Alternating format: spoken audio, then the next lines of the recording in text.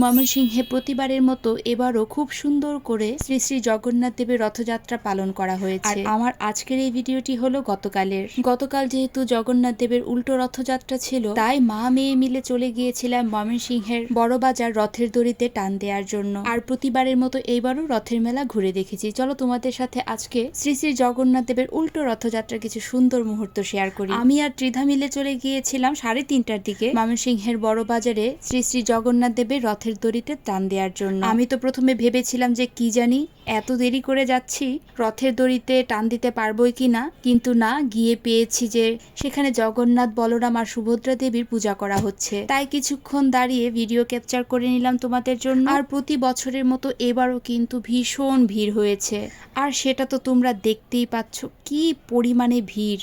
জগন্নাথ দেবের পুজো করা শেষ হলে রথের দড়িতে টান দেওয়ার পর্ব শুরু হবে। আর প্রতি বছর এত ভিড় হয়, একটুকু জায়গা থাকে না দাঁড়ানোর। আর ওই যে দেখো দূরে পূজা করা হচ্ছে।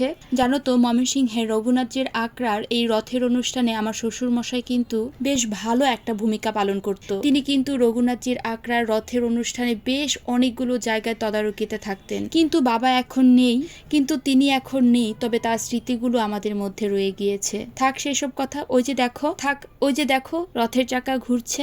আর এই সুন্দর মুহূর্তটা তোমাদের সাথে শেয়ার করি। প্রচুর ভিড় ছিল সেদিন।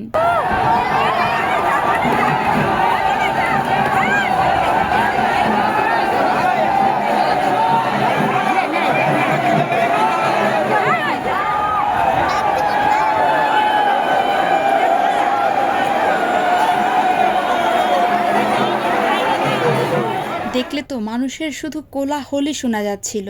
একটু পুণ্য লাভের আশায় ভক্তি আর শ্রদ্ধার মনে রথের দড়িতে টান দেয়া। রথের মধ্যে আমার ত্রিধা কলা আর চিনি দিয়েছিল, আর প্রসাদ হিসেবে সে কলা পেয়েছে 2টা, তাই সেটা সে দেখাচ্ছে। আমি আবার সৃজার কোচিং এর মিটিং এ যাব টাউন হলে, তাই খুব তাড়াহুড়ো করে ত্রিধাকে একটু মেলাটা ঘুরিয়ে দেখাবো। ওই যে বলে না রথ দেখা আর কলা বেচা, আমারও হচ্ছে এই অবস্থা।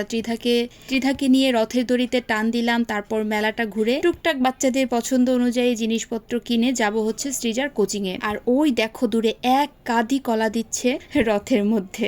এখানে দাঁড়িয়ে বললাম ত্রিধা একটু দাঁড়াও, সুন্দর করে একটা ছবি তুলে দেই। তার সবকিছুতেই খালি হাই দেওয়া। চলুন আপনাদেরকে সাথে নিয়ে মেলাটা একটু ঘুরে দেখাই, তারপর দেখাবো ময়মনসিংহের স্কন মন্দিরের রথযাত্রা। বাচ্চাদের সাথে সাথে আমারও কিন্তু মেলা ঘুরে দেখতে ভীষণ পছন্দ লাগে। হরেক রকমের জিনিস থাকে বাচ্চাদের। আর এই যে এখানে ঠাকুরের মূর্তিগুলো খুবই সুন্দর ছিল, তাই তোমাদের সাথে একটু শেয়ার করলাম ভিডিও ক্যাপচার করে। আর এই দেখো জগন্নাথ দেবটা, এটা ক্লে দিয়ে বানানো, এত সুন্দর করে বানিয়েছে। আর আশেপাশে সব খালি বাচ্চাদের জিনিসপত্র। এখান থেকে শ্রেষ্ঠার জন্য এক জোড়া চুড়ি নিয়েছি, তো সেম চুড়িটাই আবার ত্রিধার জন্য দেখছিলাম, কিন্তু ত্রিধার মাপে আর হয়নি। এখানে কিছু আর্টিফিশিয়াল ফ্লাওয়ার ছিল, এখানে আরো একটা ঠাকুরের মূর্তির স্টল ছিল।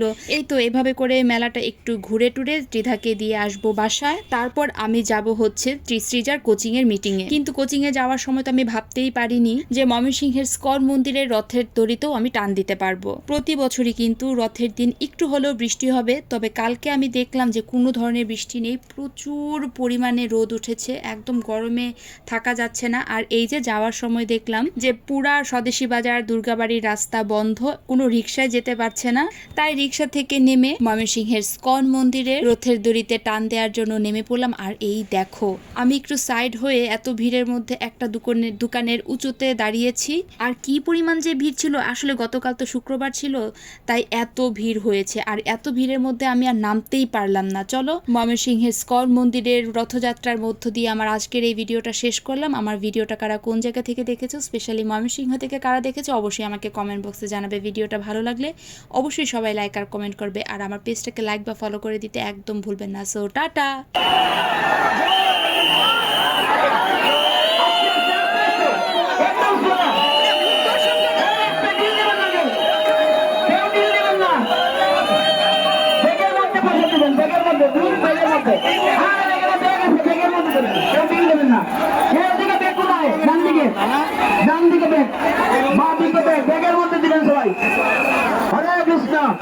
সবাই ব্যাগের মধ্যে বুক দিবেন, কেউ ডিল দেবেন না।